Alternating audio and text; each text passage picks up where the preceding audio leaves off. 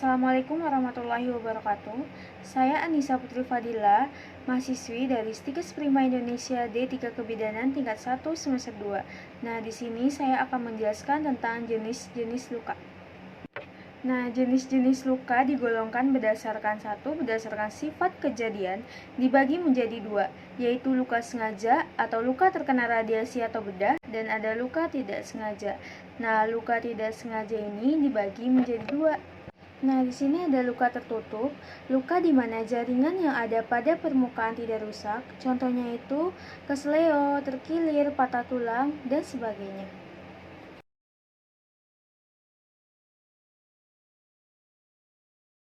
Nah, yang kedua itu ada luka terbuka. Luka terbuka itu adalah luka di mana kulit atau selaput jaringan rusak. Kerusakan terjadi karena tidak sengaja atau operasi atau kecelakaan.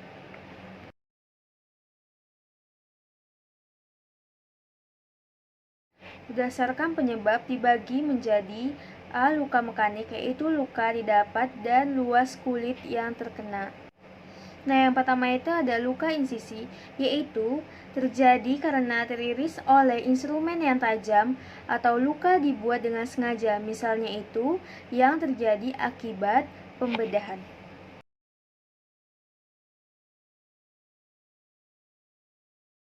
Yang kedua itu ada luka bersih atau aseptik, yaitu biasanya tertutup oleh lutura setelah seluruh pembuluh darah yang luka itu diikat.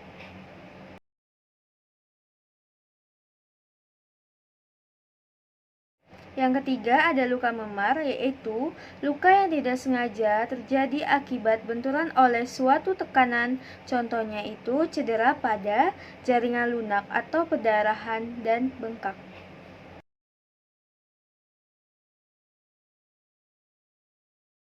Yang keempat itu ada luka lecet, terjadi akibat kulit bergesekan dengan benda lain yang biasanya dengan benda yang tidak tajam.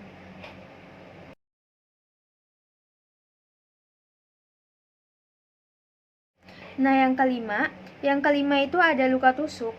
Apa itu luka tusuk? Luka tusuk itu adalah luka dibuat oleh benda yang tajam yang memasuki kulit dan jaringan di bawahnya.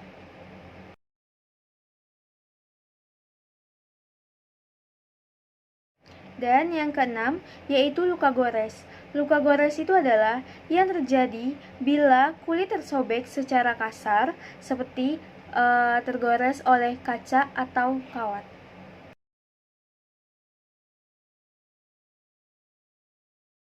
Nah, yang ketujuh itu ada luka tembus atau luka tembak, yaitu luka yang menembus organ tubuh biasanya pada bagian awal luka. Nah, biasanya juga lukanya itu akan melebar, bagian tepinya itu akan berwarna kehitaman.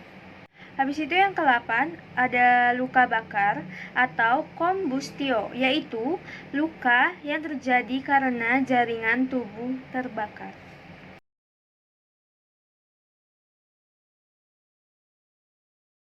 Dan yang ke-9 itu ada luka gigitan atau morchum wound, yaitu luka gigitan yang tidak jelas bentuknya pada bagian luka.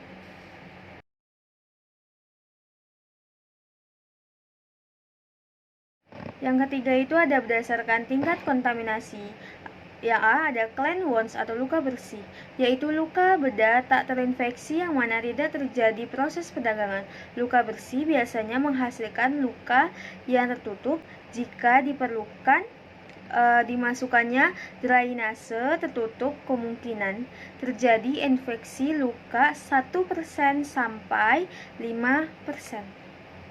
Yang B ada clean contaminated wounds atau luka bersih terkontaminasi, yaitu luka pembedahan di mana saluran respirasinya itu atau pencernaan genital atau perkemihan kontaminasi tidak selalu terjadi.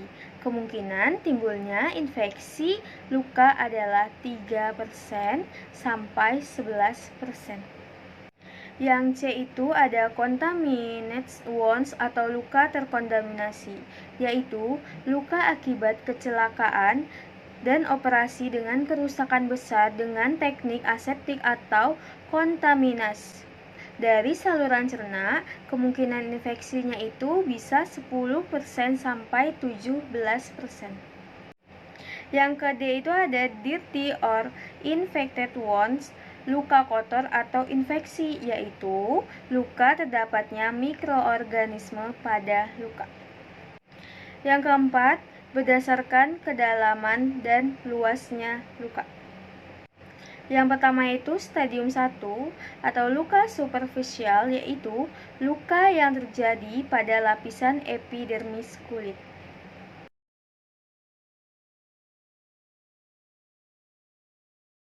Dan yang kedua yaitu stadium 2 atau luka partial thickness, yaitu hilangnya lapisan kulit pada lapisan epidermis dan bagian atas dari dermis.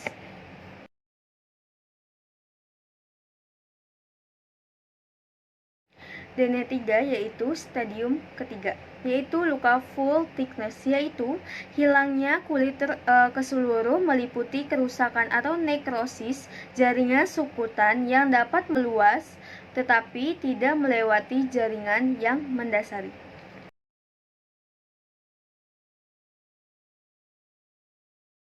Yang keempat yaitu stadium 4 atau luka full thickness yang telah mencapai lapisan otot, tendon, dan tulang dengan adanya destruksi atau kerusakan yang luas.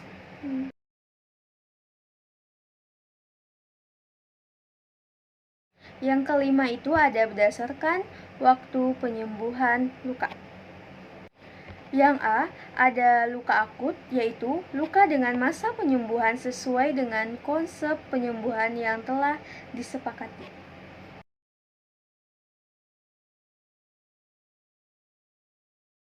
Yang B itu luka kronis, yaitu luka yang mengalami kegagalan dalam proses penyembuhan.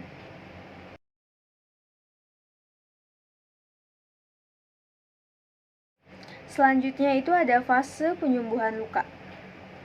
Yang pertama itu ada fase inflamasi, yaitu fase awal dalam proses penyembuhan luka, dan dalam kondisi ini pembuluh darah dan akan menyempit untuk menghentikan pendarahan. Yang kedua yaitu fase proliferasi, yaitu penyembuhan luka yang kedua. Dan yang ketiga yaitu ada fase maturasi atau pematangan, yaitu proses penyembuhan luka yang terakhir, tahap pematangan di mana mulai terjadi pada